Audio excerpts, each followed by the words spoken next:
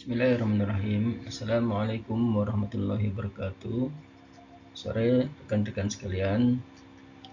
Kesempatan kali ini saya Andik Purwanto, mahasiswa Unsia, Prodi Manajemen PDJA 1, akan menyampaikan presentasi dari mata kuliah Studi Kelayakan Bisnis dosen Dr. Joko Syarianto SEMM CPOD. Kali ini akan menyampaikan tema analisis kelayakan usaha Lazato. Profil singkat dari usaha Lazato. Jenis usaha Lazato merupakan usaha di bidang kuliner cepat saji yang berfokus pada olahan ayam crispy dengan berbagai varian saus dan menu tambahan seperti nasi dan minuman. Lokasi dan jangkauan usaha Lazato memiliki beberapa cabang di kota-kota besar di Indonesia, terutama di Jakarta, Bandung, Surabaya, Medan, Makassar, kawasan metropolitan dengan banyak pelanggan potensial. Wilayah kampus dan pusat perbelanjaan merupakan strategi lokasi untuk menjangkau anak muda dan pekerja kantoran. Franchise di daerah merupakan perluasan bisnis melalui kemitraan waralaba. Berikutnya model bisnis yang dijalankan. Lazato menggunakan model waralaba atau franchise untuk memperluas bisnis dengan model lebih ringan. Ada beberapa elemen dalam model bisnisnya.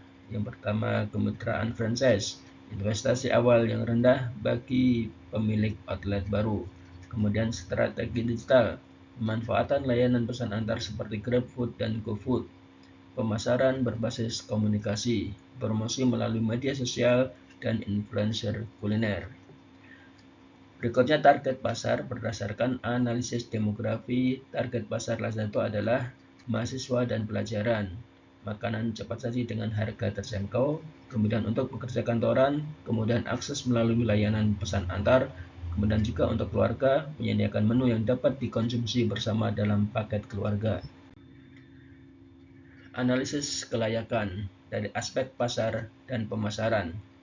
Lazato memiliki pasar yang potensial, tetapi perlu meningkatkan strategi branding agar lebih kompetitif. Tren industri kuliner cepat saji di Indonesia.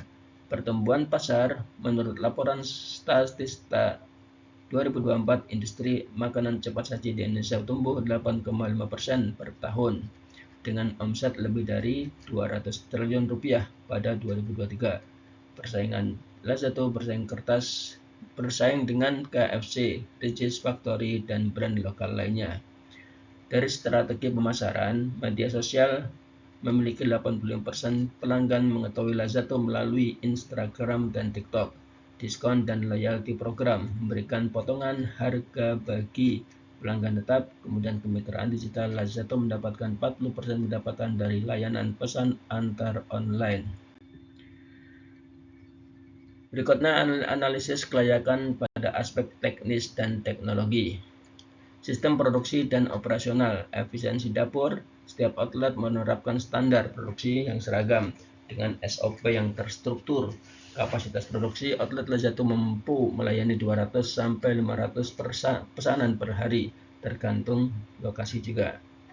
Kemudian pada pemanfaatan teknologi, otomasi kasir, 90% outlet telah menggunakan sistem POS, Point of Sale, untuk mempercepat transaksi. Kemudian layanan pesan antar, 65% penjualan dilakukan melalui platform digital seperti GoFood dan GrabFood.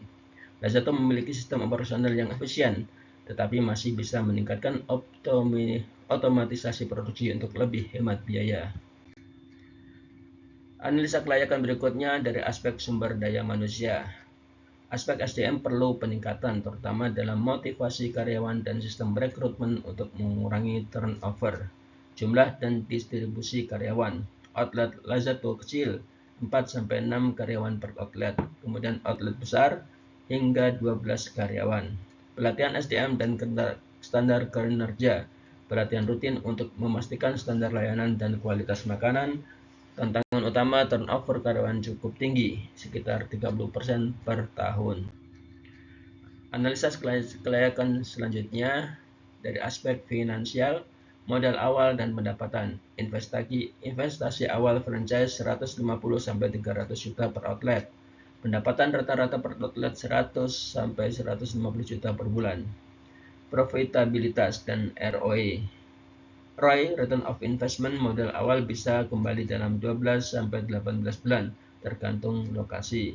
Tantangan finansial, fluktuasi harga bahan baku yang mempengaruhi margin keuntungan. Jadi secara finansial Lajato menguntungkan, tetapi perlu strategi untuk mengurangi ketergantungan pada bahan baku impor. Di sini ada juga struktur biaya.